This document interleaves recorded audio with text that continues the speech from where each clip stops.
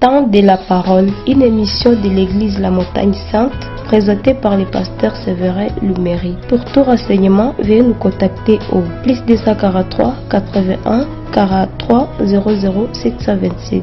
L'église La Montagne Sainte est située dans le quartier Bakoko sous-région, non loin de l'hôtel de la province. Que Dieu vous bénisse. Toza na émission spéciale bien-aimé dans le Seigneur. Peut-être au message de Kolanda biso na ngongo yo toza na émission spéciale pour la semaine ya suka otozo ke de clôturer séminaire oyo ya 21 jours. Ya mwana bien-aimé dans le Seigneur, lelo tolobaki dimanche na plateau tokolekana mosali na Nzambe ye moko. Peut-être yon de kozola nangai bien-aimé dans le Seigneur, soit occasion yo moko lelo azoleka na plateau oyo ka témoignage, mais ye moko lelo tu invité ye pona azala lipamboli pona yo.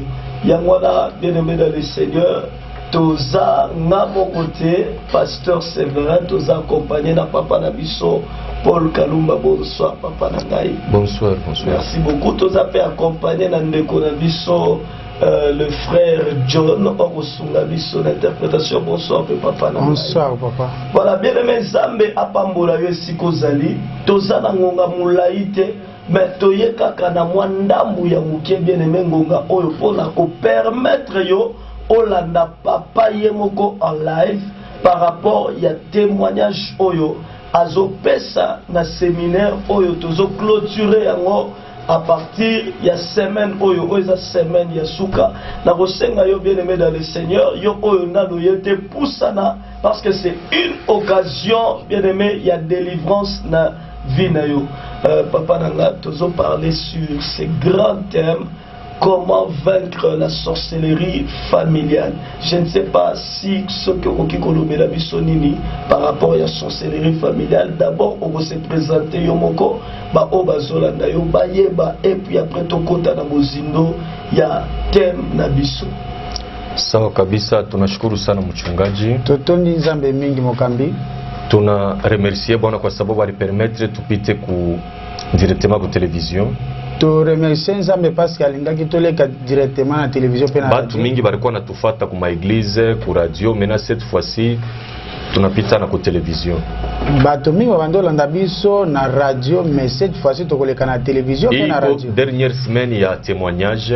O eza semaine na biso ya suka ya témoignage. Tunafundishiwa sana. Tolakisa mingi. Na batu mingi banajiretrouver mu mafamilia yabo. Pe batu mingi ba se retrouver na ba famille na bango. Donc turanza kuonesha namna sorcellerie vile nekalaka mu kudetruire mafamilia ya batu. To bandola kisa neti kindoke bebisaka ba famille ya batu. Na atukwanze kuishia pale hapana. To bando suka wana te. Tulikuwa nafanya ma forte prière. To bando sala mabondeli ya makasi. C'est pourquoi hii semaine nde yango na poso oyo itakuwa ni semaine spéciale. Ekozala semaine moko ya bomoko. Tuna invité ma couple. To bengi ba couple. Ba fiancé. Ba fiancé. Ba jeune fille ba kuanzia mwage ya 17 ans kupanda. Ba jeune fille ya kubanda na âge ya 17 ans komata. Bien aimé mafundisho mweko très important haiko paka témoignage hapana. Eza malakisi moko eza ya tina mingi eza kaka témoignage te. Ita restaurer ma couple ya mingi leo isha kwanza ku retrograde. E ko restaurer ba couple ya mingi leo komi koma na bulu yeki. Unajua tuko mu mois de la femme. Oyebi tozana sanza ya basi. Antuka ni neema kubwa sana hii Mungu anatufanzia. Eza ngolo munene Nzambe asaleli biso. Jua kuclôturer nayo hii mois de la femme. Pona ko clôturer nango sanza ya basi. Mama eko na rôle kubwa sana mu société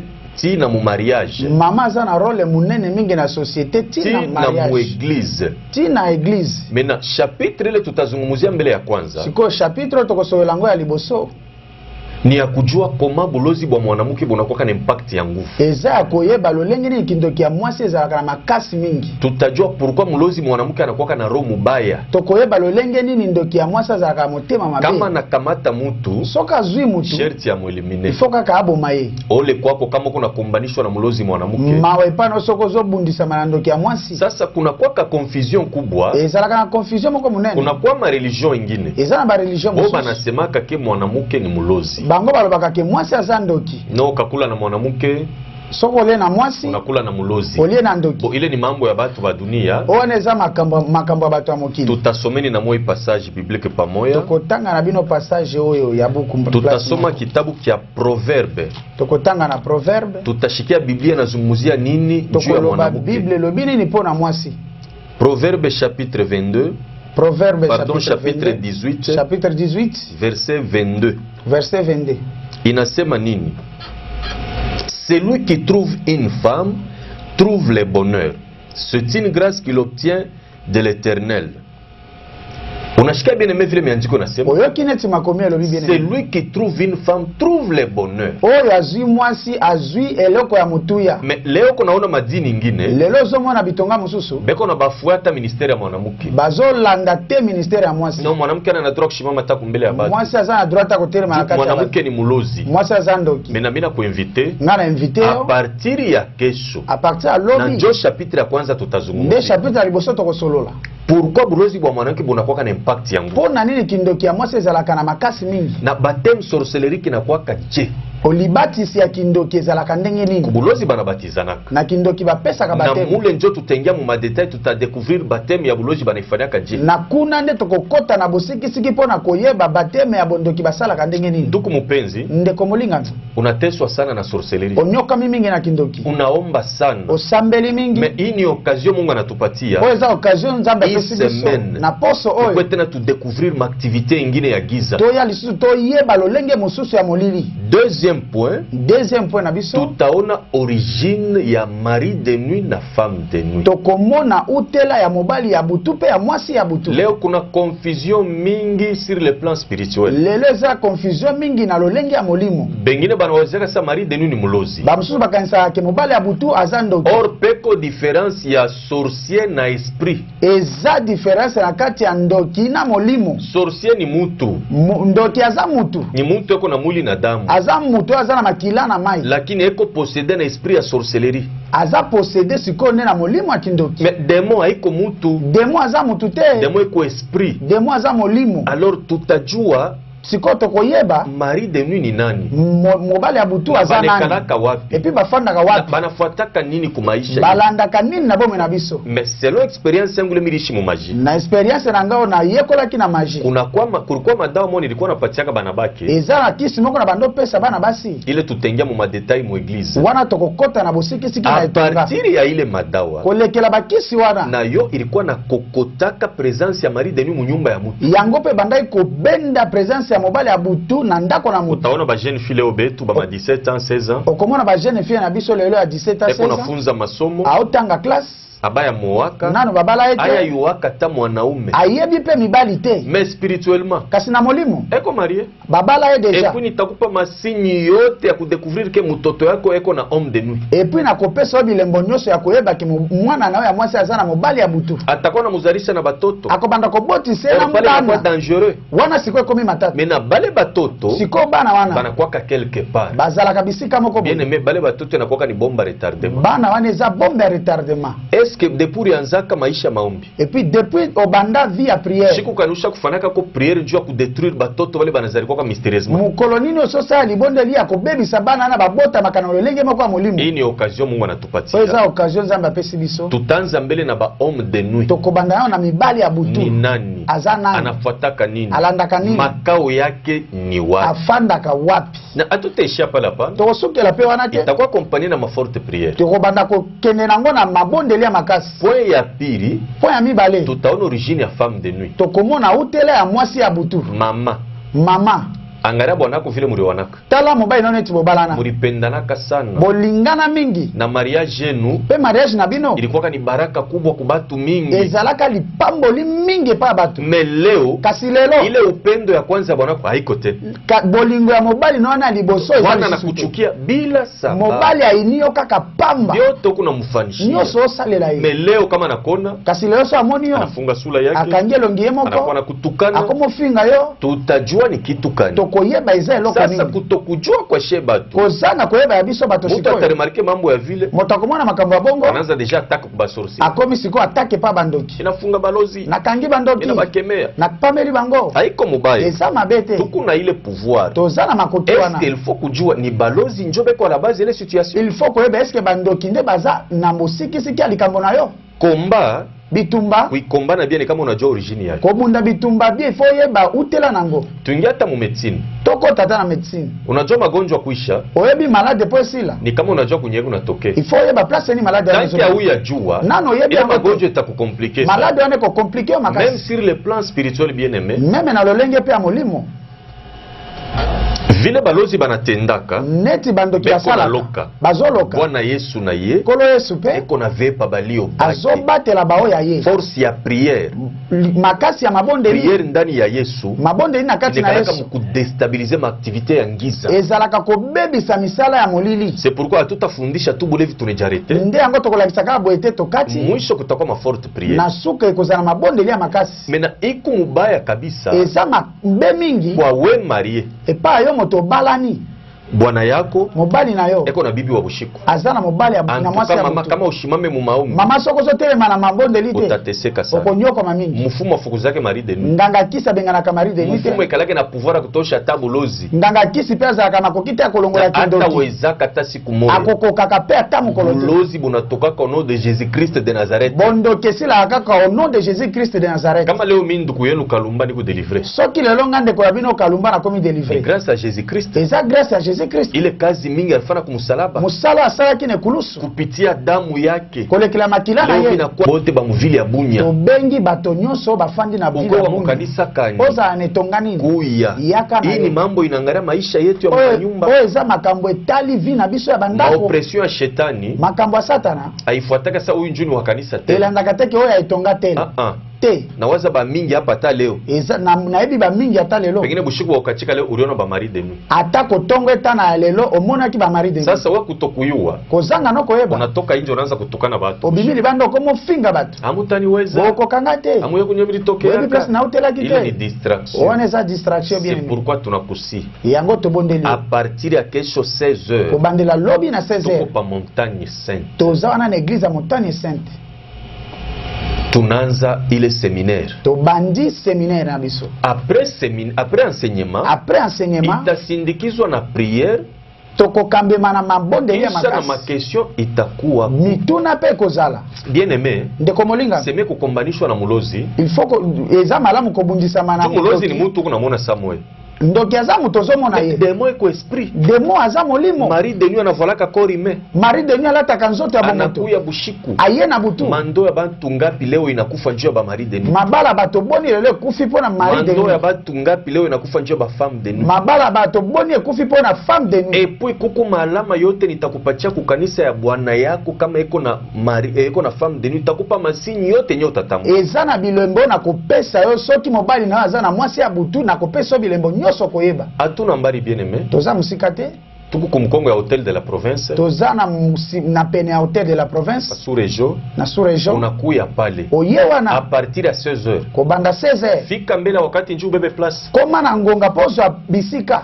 unakuwa na bwana yako oye na mbali na yo na bibi yako oye na mwasi na yo batoto yako basika bashakomala na bana no ya baso basi bakoli atute jarete paka mu enseignement tokosuka kana na malakisi te na ma forte prière mabonde lipe kozala na kasi nitawambia et puis na kolobela bino kunekalaka dawa ya kudomine nayo bwana est-ce que ezalaka na kisi ya kodomine nango mobali bien ya kufunga nyumba ube ya kokanga ndako bien ya kuproteger bukweli ube ya kuproteger libala kuu ya kesho yakalobi tengia mu madetail na kokota na badetail takonesha vile miliko napatiaka batu ile madawa na kola kiso lenga bando pesa batu bakisi wana adomine bwana yake adomine mobali na ye anekala bwana yake afandeli mobali na ye mwisho kasi suka njoo inakuwa kama mobali ndeza la mabe antuka Mungu anirumie sana nzambe alimbisanga mingi bale bote nilifanisha kile madawa wakati nilikuwa natumika mugiza na bato nyoso na pesa bango bakisi na ngonga na zalaki na molili ba mingi leo abeko ba misusu leo bazake ba mwenda bazi ba misusu bakoma ba maboma kalamuka na we. Yo pezala fungola miso. Barafiki babaya. Tika ba kamarada mabe. Oh beba ibi. Ozwa oyo. Wendo pakale kukitanda. Kendo pakola na mbetu na yo. Unamufunga bwana yako. Ukokanga mobile na yo. Na etwali yake unafunga. Na etwali na yo kangi. Na makazi yake unafunga. Na misala na yo kokanga. Et puis nani anafunga? Et puis nani akangi? Ni mufu mwa atatoka ku cimetière. Eza moto akufa ndako bimana cimetière. Ndio atafunga ile kitanda. Ndako kanga mbetu. A partir ya pale munasuye li conjugal yenu. Kolekela wana bo baby simbeto na bino alibala. Na ba mingi joli basha kujalabisha. Nde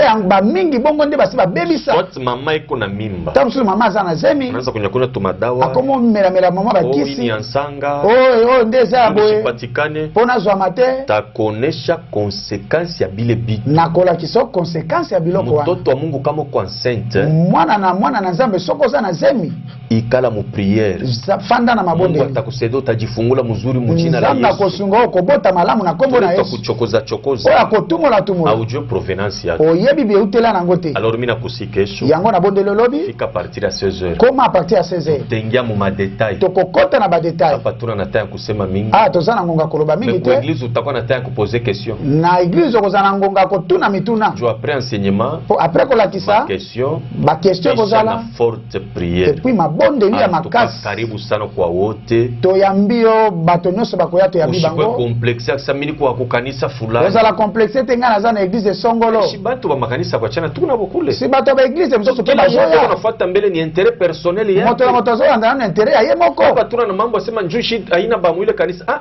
Ezate ke to poto zana itonga wana te. Bongo te. Invité à partir à Lubumbashi bananileta. Ba bengi ngako imana Lubumbashi nde na komi a. Ba habitant ba Muituri. Eza pona bato ba fandi na Ituri. Particulièrement ba ndugu yetu bale beko mu ville ya Bunya. Na kolanda na bato bazomi na ville ya Bunya bande kona biso. Karibu sana. Tolobi na wa yambi. A partir ya kesho. A partir ya lobby 16h juste. 16h juste. Tunaanza. Tobandi. Kwa kusema 18h juste. Kwa koma 18h juste. Tunasambala la shebo. Topanzani. Antuka wa milele Mungu. Kolo nzambe na mapinga. Awabariki. Apambola. Karibu sana kwa wote. Yambi na moto. Tunamrudishia Reverend Pasteur Severin Sauti. Tozongi seli papa na biso mobateli Severin micro. Voilà, bien aimé dans le Seigneur, je pense au Pambamina Oyo Mosel Nanzambe Aotikouliba. Bien aimé séminaire Oyo Zalaki, il y a à peu près 3 semaines. Bien aimé, déjà tu as entamé 2 semaines. Pe lobi tozoba na semaine na biso ya suka pona kokende ko clôturer. Lobi tozokota enseignement comment est-ce que bondoki frappaka ba couple ya batu, ba foyer ya batu. Lolenge papa lobeli concernant ba mari de nuit, femme de nuit. Donc maman yozolanda, papa yozolanda, nazako yebisa yo. Lobi à partir ya 16h, bien aimé l'église la montagne sainte yaka attend. Yaka avant le temps, bien aimé, parce que on risque kozanga sika ya kofanda. Église la montagne sainte tozomi na sous-région pembeni ya hôtel de la province Soroza Mupaya. Bakitisio kaka yebisa taximen déposé en hôtel de la province na porte wana esika gardien zali otali à droite na loboko na mobali. Bien aimé, deuxième parcelle, tous en a parcelle, mon clôturé, mur, il y a pas même comme église, la montagne sainte. Bien aimé, il y a pour ta délivrance. La Bible dit, vous connaîtrez la vérité, et la vérité vous affranchira. Donc, bien aimé, il y a la vérité, et c'est oye banano, après, au prier ma casse. Zamba sali papa na bisongolo, bien aimé dans le Seigneur, azalaki na monzwana. Lelo zamba sali ngolo abimi azoye bisabiso ma vérité pour nato orienter ma prière na biso malamu mingi bien aimé afin que okende kolonga monde des ténèbres. Donc naza pour inviter au lobby bien aimé yaka à partir il y a 16h et tu seras béni forcément. N'invite ceux qui révérend papa si tu as un mot encore à dire par rapport il y a lobby de Tozokutana à 16h semaine mobimba à 16h n'habitez ce qu'on a des locaux au Kokikoloba pour la bande de Koba Sokolandayo. Ok, sauti ya mwisho lo mitasima kubantu kubenye kufuata. Mungongo nanga suko na zolo bepa bandeko bazolanda. Kama unakuya semi unabeba ko bik na kaye. Soko ye ifoko mabike na kaye. Et puis mine invité ko na ba pasteur ba ma église. Na invité pe na ba pasteur abitonga. Na ba mama mukambi. Na ba mama pasteur. Njoni bitu bitanza kumisaidia. Eza biloko bando sunga bino. Haina paka kalumba tapitaka ku église yote. Ile enseignement ite misaidia kana mwe fashi yenye mutaendaka mutenda kuede na watoto. Eza teke kalumba ko banda koleka na bitongani oso oyo bokoyoka lobi oyo kokome kobanda kosunga yo na mikolezo ya Mungu bote wa Mungu. Basali na nzambe nyonso ya bunya. Karibu. Yambi. Ba mama president. Ba mama president. Karibu. Karibu. En tout cas sauti ya mwisho. Ngongo yanga ya suka wana. Salimia révérend pasteur Denis Dalanga. Na pesi papa pasteur Denis Dalanga bote. Na bana nyonso ya MCFA. En tout cas Bwana wabariki sana. Nzamba pambola bino. Bila kusabu pasteur Eli Mugaba. Kobosa na te pasteur Eli Mugaba. Na batoto ya Emesa. Na bana nyonso ya Emesa. Rendez-vous kesho. Rendez-vous lobi. À partir de 16h. À partir de 16h. Wa milele awabariki. Kolo apambola bino. Voilà, merci beaucoup papa nanga na parole na yo. Ya suka bien aimé yeba ke numéro na biso ya contact oyo koki ko benga okozwa pasteur na moko pour to orienter yo na adresse. Numéro na biso ezali 0421 43 00 727. Bandeli 0421 43 00 727. Donc, bien aimé, tellement, il y a des situations qui sont anormales dans la vie. Et ça n'a pas de situation qui est fan de la montée, bien aimé. Et ça n'a pas de situation qui est tolérée dans la vie. Tu dois t'élever afin que les choses changent. Bien aimé, au moment où on commence que la sorcellerie et quand la vie à Gédéon, bien aimé, papa n'a pas fait ça, sacrifice na Dieu de Baal. Zomona papa na ye me akangi famille mobimba yangwana yonde kozola na biso yonde kozoka biso. C'est très important pour toi bien aimé dans le Seigneur oya na séminaire oyo oyeba comment est-ce que la sorcellerie bien aimé ezako bloqué yo après connaissance wana ya malamu bien aimé on a lengiango c'est que tozokota na ba forte prière. Tozokota na babozindo ya prière bien aimé dans le Seigneur pour na ebimisayo. Papa nanga kalumba il y a des gens oyo batelemelaka ba témoignage. Koloba keno lolenge témoignage ezopesa meza malamu te tozolakisa bato lolenge bakota na so. Est-ce que c'est vraiment ça? Parce que bato ebele baza na kati wana makasi mingi. Ok papa. Et le problème batu mingi bariko na isemaka. Likambo wana batu mingi babandolo bango papa. Na mishikaka message quelque part. Na yoka pe message bisika moko. Batu mo bariko na semaka est-ce que témoignage ikuna nécessité? Est-ce que témoignage eza ko batise loko? Aina sema njoo na kwa renforcer batu njoo benye mubulozi. Est-ce que yango tendezo ya kotina batu bakota na kindoki? Kitu tunapasha ku retenir ni. Et loko tokozwa eza nini? Ni kuna muelever Jésus Christ. Nazo tombola ndi Yesu Kristo. Ni kuna présenter puissance ya Christ ile mini riche ku royaume ya ténèbres. Nazo présenter nguya ya nzambe nga na bikaki kuna na monde ya Mungu. Leo batu wanachoka prier. Lelo batu balembi mabondeli. Depuis tulianza kuomba. Depuis tubanda kubondela. Sasa mimi kumushuda. Nga nazo pesa témoignage. Ni kuna konesha puissance ya prière ile miri ishi kuile nkambi ya giza. Nazo la kisa nguya nga na bikaki ngo kuna na monde ya mwili. A partir ya ikaji. Kolandela musala. Tunapata batu ngapi? Tozwi batu boni. Ba madawa mubunya umu. Ya bakisi wana bunya. Bale bariko mubulozi. Bo bazaki na kindoki. Confesser. Ba eko tubela. Sasa kama ilikuwa ni pandisha bulozi yu. Soki ezalaka kumatisa kindoki likolo. Est-ce que mutu atakuwa kukonfesser? Est-ce que mutu akoya tubela? Atuna na temps kufanya publicité ya diable. Toza na ngonga kosala publicité ya Satan na te. Toza la kisa yo. Kwa zamani. Oyo ngana zalaka kala. Sasa niko nakuonesha kile Kristo alifanya muvi yangu. Na ola kisa oyo Kristo asala na bomo nanga. Niko na kupresenter. Ndio nazo presenter yo. Atuna na temps kuelever Satan. Toza na ngonga kotombola Satan na te. Atuna na temps kuelever bulozi. Toza na ngonga kotombola kindoki te. Kule ku makanisa napitaka. Kuna na baitonga na leka. Ba pasteur Mungu anabafungulia. Ba pasteur na Nzambe ala banaonaka état spirituel ya bamonaka état ya lolenge na ngala ya molimo. Mtu wagiza banaweza kuniachia masababu. Soki nazaka moto molibe ngaba tikelanga cher. Toshele mafikiri bien aimé. Longola makanisi wana ndeko molinga. Objectif yetu. Objectif na biso. Batu bakwe délivrer. Batu bakangolama. Batu baone mukono ya Mungu. Batu bamona loboko na Nzambe. Angarata batoto Israeli. Tala tabana Israeli. Mule mu Egypte baretesekaka sana. Kuna na Egypte banyoko maka mingi. Kani Mungu alifaki ya kwanza. Eloko nini Nzambe salaka aliboso. Ana ba délivrer mbele mu mikono ya Farao. Akangoli bango na maboko ya Farao. Njo kunye kulikuwa natoka bubai. Kuna nde mabeba lelo na maboko. Bolozi bona dominer batu. Tala neti kindoki dominer batu. Il faut ma famille quoi délivrer. Il faut mabote kangolama. Maintenant à partir de témoignage kolekela témoignage on a tout situé ezos la kisana on a t'orienté ezo orienté biso on va bien kosambela malamu kufika mukupata vraie délivrance totale et réelle pe kokoma kopesa biso kokangola ma solo na waza ile njeri kwa sauti yangu yango nde ezalaki mongongo na ngai ya suka ona ngai naloba.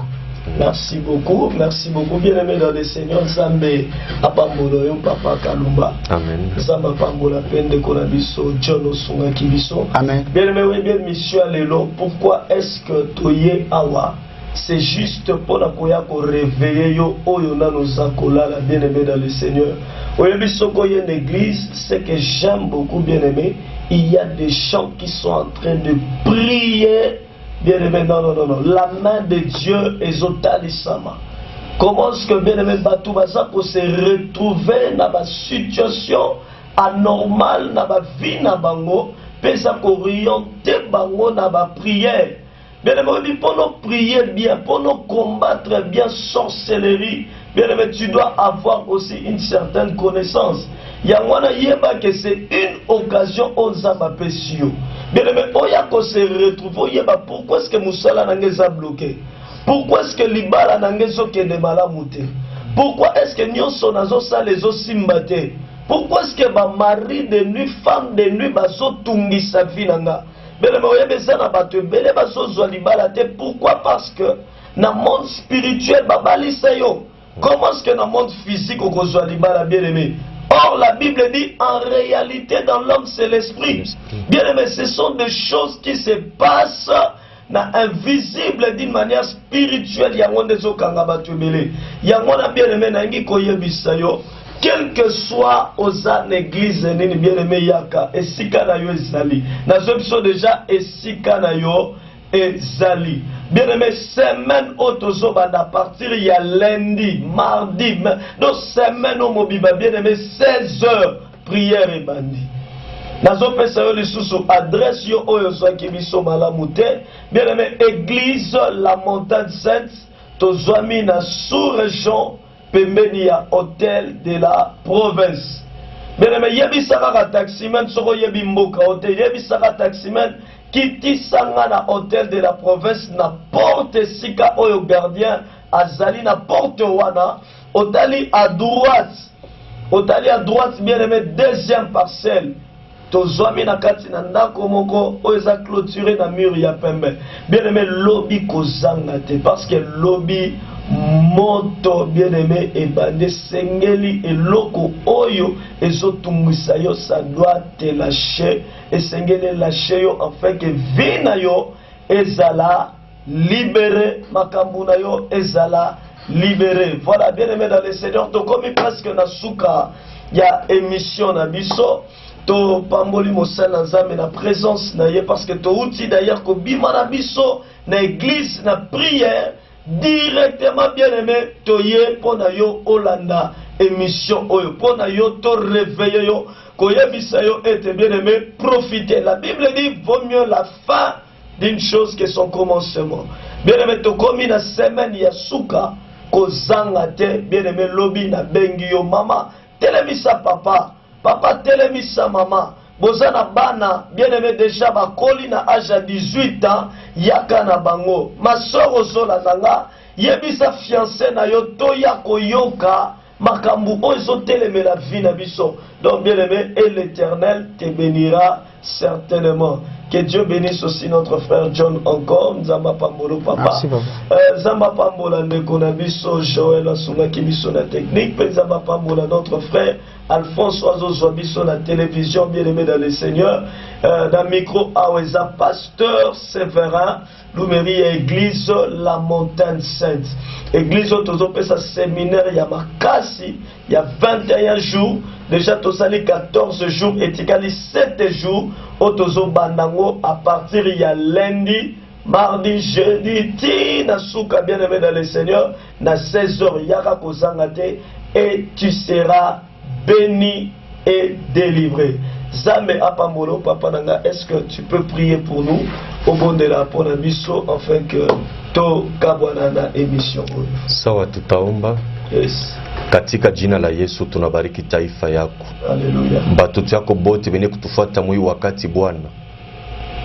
benye kuwa na magonjwa, mkono wako wa kume Bwana ibaguse kupitia vidonda vyako, bapoke matunzo mujina la Yesu. Bale beko naona makoshemar Bwana, leo tunanyamazisha kimya ulimwengu ya shetani katika jina la Yesu. Mandoto yote ya kutoka kugiza tunaifunga na tunaikemea kwa jina la Yesu. Nasema hivi, ule mari de nuit yako na kuteswa, ule femme de nuit, kwanza hapa naanza kumukemea kwa jina la Yesu. Asanti Bwana, shinjo tunalomba tajibu na kutenda ni wewe Yesu. Bariki vile yetu ya Bunya, bariki province ya Ituri, bariki ba autorite bote benye kuchunga mugini, bariki banafunzi, bariki bafanya kazi. Mungu wetu, ushache hii province, ni province yako Bwana. Tunakubariki kwa sababu kwa mwema. Tunajua kulala na kulamuka iko zoezi, lakini ni neema yako. Acha utukufu wako, baraka yako ibambe province yote mujima ya Ituri na vile ya Bunya, mujina la Yesu Kristo. Amen. Amen. Gloire à Dieu, que Dieu vous bénisse. Temps de la parole, une émission de l'église La Montagne Sainte, présentée par le pasteur Séverin Luméry. Nous pensons que ce message vous a béni. Et si pour tout renseignement, veuillez nous contacter au +243 81 43 00 727. L'église La Montagne Sainte est située dans le quartier Bakoko sous-région, non loin de l'hôtel de la province. Que Dieu vous bénisse.